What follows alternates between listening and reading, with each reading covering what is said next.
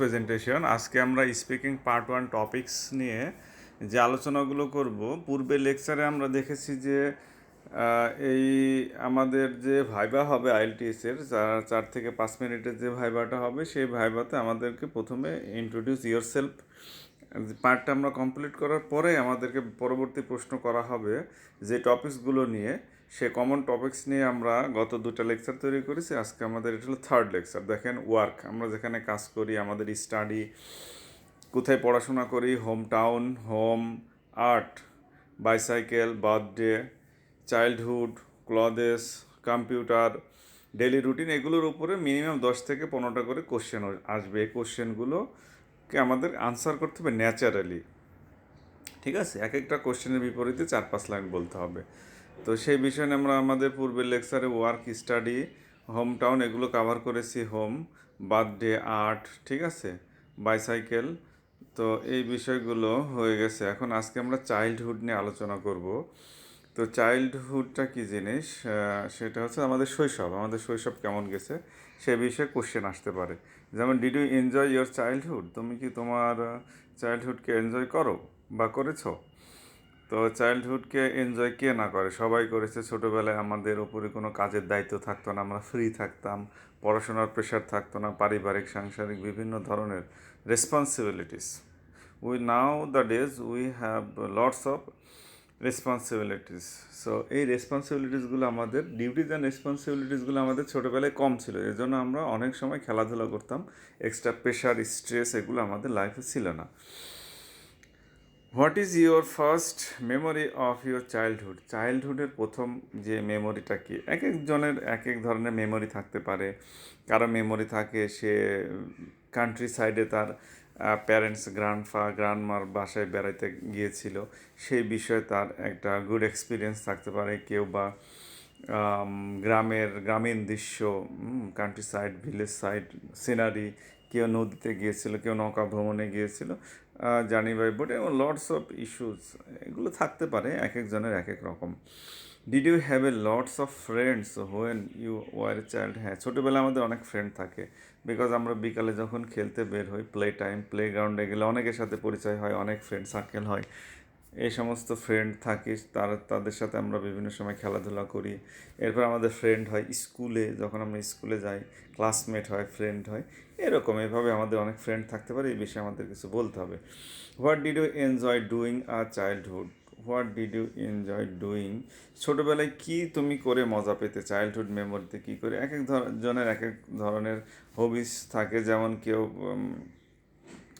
Stamp collection করতো ছোটোবেলাতে, কেউ ড্রয়িং, আর্টস এগুলো করতো। এক একজনের এক এক ধরনের প্যাশন থাকে, সেগুলো তাদেরকে বলতে হবে। Do you think it is better for children to grow up in the city or in the country? This is very important question as well as it is controversial issues. এখানে আমাদের পক্ষে বিপক্ষে যুক্তি দেখাতে হবে যে একটা শিশু যদি সে গ্রাম এলাকায় থাকে, তো সেখানে কান্ট্রি সাইডে থাকলে কী কী ফ্যাসিলিটিস পায় সেটা আমাদের তুলে ধরতে হবে। যে কান্ট্রি সাইডটা হচ্ছে যে পলিউশন প্লেস, সেখানে একটা ন্যাচারাল এনভায়রনমেন্টে একটা শিশু বড় হয়। সে তার সাথে অনেক ধরনের পেটস থাকে, যেমন গ্রামের বাড়িতে কি গরু, ছাগল, ভেড়া, হাঁস, মুরগি, এগুলোর ভিতরে সে প্রাকৃতিক পরিবেশে, নির্মল একটা পরিবেশে সে বড় হতে থাকে, এবং সে ফ্রেশ ফুড খায়। ফ্রেশ যে ধরনের ফুড আইটেমগুলো আছে সেগুলো সে কনজিউম করে, ফলে সে হেলদি হয় এবং তার রোগ জীবাণু তার দেহের ভিতরে কম থাকে এবং সে অনেক স্ট্রং হয়। হ্যাঁ, on the other hand city লাইফে আমাদের কী কী ফ্যাসিলিটিস আছে? সিটি লাইফে আমাদের ফ্যাসিলিটিসগুলো হচ্ছে যে এখানে স্কুল কলেজগুলো ভালো, তারপরে হচ্ছে যে এখানে হসপিটাল আছে, ভালো ট্রিটমেন্টের ব্যবস্থা আছে। বাট সব জায়গায় খেলার ব্যবস্থা নয়, বাচ্চাদের যে প্লে গ্রাউন্ডগুলো খুবই অভাব। তো এই হিসেবে আমরা সাবসিকুয়েন্টলি বলতে পারি যে যাদের, এটা ডিপেন্ড করবে প্যারেন্টসদের ওপরে, যদি তাদের ক্যাপাবল হয়, ক্যাপাসিটি থাকে, তাহলে তারা কান্ট্রি সাইডে তাদের বাচ্চাদেরকে বড় করতে পারে। আর যদি it is not possible, so they have to grow with their parents in city area. তো এই বিষয় ছিল আমাদের চাইল্ডহুড মেমোরি সম্পর্কে আমরা বললাম। এবার আসি ক্লোদিস, মানে আমরা যে কাপড় চোপড়, পোশাক দৈনন্দিন জীবনে ব্যবহার করি, এগুলোর ওপরে আর ক্লোথেস ইম্পর্টেন্ট টু ইউ? কাপড় বা যে পোশাকগুলো আমরা পরি এগুলো কি তোমার কাছে ইম্পর্টেন্ট? হোয়াট, হ্যাঁ অবশ্যই ইম্পর্টেন্ট। আমরা এক এক সময় এক এক ধরনের পোশাক পরি, এক এক সিজনে এক এক ধরনের ক্লোথেস ইউজ করি।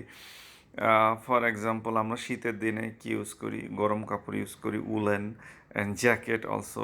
In summer in our country temperature going upwards are very hot situation overall.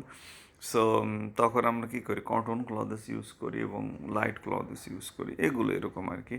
What kind of clothes do usually wear, কী ধরনের? যদি আমরা চাকরি করি তাহলে কি প্যান্ট শার্ট এগুলো ইউজ করি। মেয়েরা হলে তারা ফর্মাল ইউজ করে, ছেলেরা ফর্মাল ড্রেস ইউজ করে। Do you ever wear the traditional cloth of your country? Yes, as a human beings, as a social beings, in Bangladesh, we are using our traditional clothes. Lungi, Punjabi, Genji, sarees are typically wear in our country. Where do you usually buy your clothes? কোথায় থেকে তুমি তোমার কাপড় চোপড় বা এই জামা কাপড়গুলো কেনাকাটা করো? বর্তমান সময়ে nowadays people are used to buy or bought their clothes from online shop. On the other hand, they are visit the market and buy their clothes, and this is typical. So এখন কি হচ্ছে, কি হচ্ছে সেটা হচ্ছে যে what do you usually buy your cloth, কোথায় থেকে আমরা আমাদের মার্কেট থেকে কিনে। Have you ever own uniform? Yes, I own uniform in আমার স্কুলে ইউনিফর্ম থাকে, আমরা পড়েছি। বা যদি কেউ ডিফেন্সে চাকরি করে তাদের ইউনিফর্ম আছে, কিংবা বিভিন্ন অফিসে ভিন্ন ভিন্ন ইউনিফর্ম ইউজ করা হয়। Do most people in your country follow fashion? Yes, most of the people in our country follow the new fashion, update fashion. এগুলো সম্পর্কে একটা স্ক্রিপ্ট লিখতে হবে এবং আরও বলতে হবে, এগুলো আমরা পরবর্তী ভিডিওতে আলোচনা করব।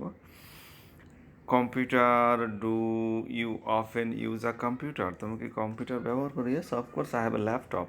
How do you usually get online? How, কীভাবে বা তুমি অনলাইনে যুক্ত থাকো ইত্যাদি বিষয় নিয়ে আলোচনা। আচ্ছা, আমরা নেক্সট লেকচারে এই বিষয় নিয়ে আলোচনা করব। Thank you all.